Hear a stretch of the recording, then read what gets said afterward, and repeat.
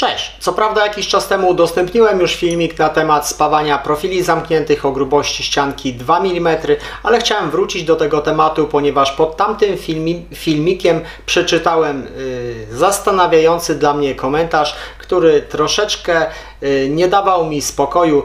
Jeden z widzów poprosił o poradę na temat techniki spawania tego typu materiałów. Odpowiedziałem dla niego, ale po jakimś czasie wrócił z informacją zwrotną, w której poinformował mnie, że znalazł poradę dotyczącą techniki spawania tego materiału.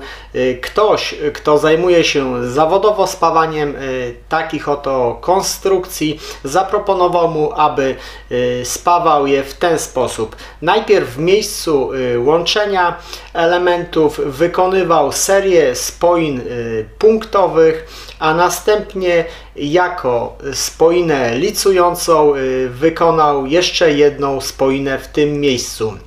Otóż z mojego punktu widzenia jest to nieprawidłowa technika. Po pierwsze, materiały o grubości ścianki 2 mm bez problemu możemy spawać każdą elektrodą otuloną, a z drugiej strony ten materiał nie jest aż tak gruby, abyśmy mogli na nim wykonywać spoiny wielościegowe, co doprowadzi do przegrzania materiału, zniszczenia materiału i w trakcie stygnięcia w najprostszy sposób mówiąc ten materiał się wygnie, tak?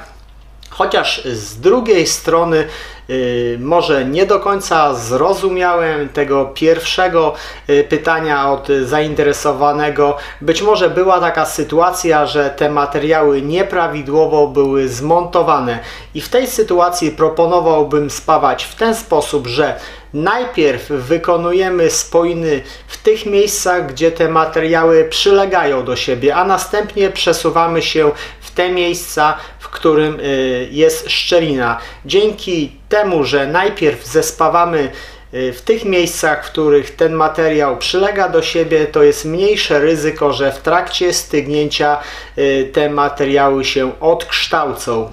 W trakcie filmu, do którego się odnoszę, demonstrowałem, jak spawać tego typu materiały elektrodą rutylowo-celulozową 2,5 mm, natomiast na początku bieżącego filmiku spawałem profil elektrodą zasadową o średnicy 2,5 mm. Różnica między spawalnością tymi elektrodami może nie jest wielka, tylko należy pamiętać, że spawając elektrodą zasadową powinniśmy użyć troszeczkę niższego natężenia na cienkich materiałach.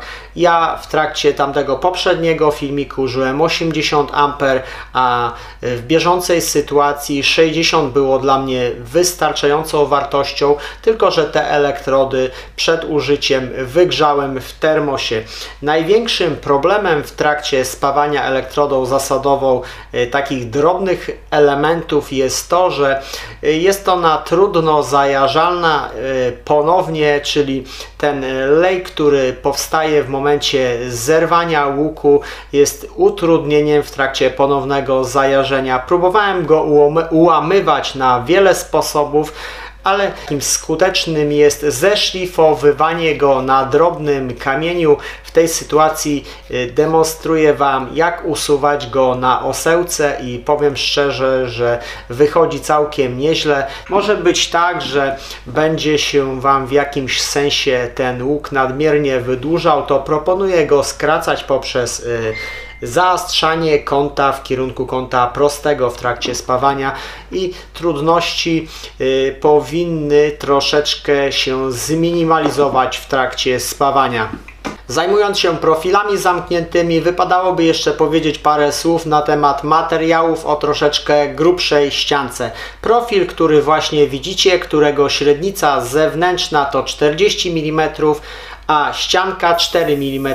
Proponowałbym przed montażem, a następnie spawaniem najpierw zukosować miejsce, w którym materiały będą łączone, dzięki czemu spoina będzie się formowała w miejscu, w którym być powinna, czyli wewnątrz materiału, a nie tak jakby było w sytuacji, gdybyśmy zmontowali ten profil bezpośrednio po ucięciu.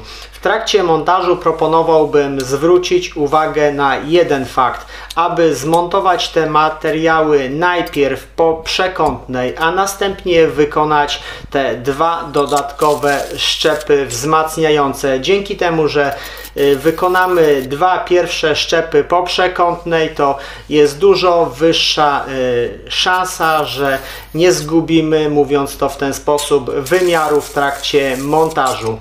W trakcie spawania proponowałbym wykonywać krótkie ruchy okrężne, koncentrując się w miejscu łączonych materiałów, dzięki czemu spawając na niskich parametrach jeziorko dużo głębiej penetruje spawany materiał, a jednocześnie wykonując różnego typu ruchy okrężne lub na przykład wsteczne, spoina się wychładza. Jeśli chodzi o kolejność wykonywania spoin, proponowałbym najpierw wykonać dwa odcinki po przeciwnych stronach profila. Będzie to jakaś przeciwwaga, jeśli chodzi o odkształcenia materiałów, a następnie oczywiście wykonać kolejnymi dwoma odcinkami spoin zamykające spoiny po obu stronach. A jeśli spawamy elektrodą zasadową, proponowałbym przed wykonaniem tych dwóch ostatnich zamykających odcinków spoin dobrze oczyścić na końcach te dwa poprzednie odcinki spoin, ponieważ jakaś ilość żużla w momencie, gdy będziemy próbować spenetrować poprzedni odcinek, z którym oczywiście będziemy chcieli związać ostatni odcinek spoiny, wtrąci się nam pod elektrodę, to możemy doprowadzić do przyklejenia elektrody, co będzie skutkowało niestety przerwaniem spawania. A podsumowując ten temat, czy spawając taki oto profil i taki, użyłbym elektrod zasadowych, mając oczywiście wybór innych. Otóż przy spawaniu profila o grubości ścianki 2 mm raczej zdecydowałbym się na elektrodę rutylową z prostego powodu. To, o czym mówiłem w trakcie tego filmiku, że elektroda zasadowa wymaga przygotowania, wysuszenia, a przy ponownym zajarzeniu jest problem z tego względu, że specyfika tej elektrody raczej nie sprzyja przy ponownym zajarzeniu elektrody, co jest oczywiście pracochłonne, wygrzewanie elektrody, jak również usuwanie tego kielicha, a materiał o grubości ścianki 2 mm nie wymaga jakichś specjalnych elektrod i zazwyczaj tego typu konstrukcje nie są wymagające. Natomiast spawając taki oto materiał o grubości ścianki 4 mm, oczekiwania oczywiście wobec tego typu materiału są dużo wyższe, tak? I zdecydowanie raczej bym użył elektrod zasadowych, chociaż w trakcie montażu użyłbym innych elektrod z tego względu, że te elektrody nie za bardzo się nadają do wykonywania spoin szczepnych, tak?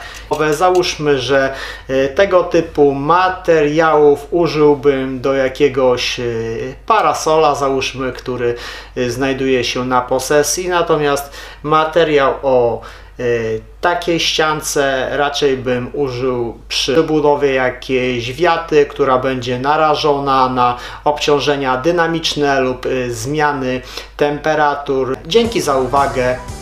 Cześć!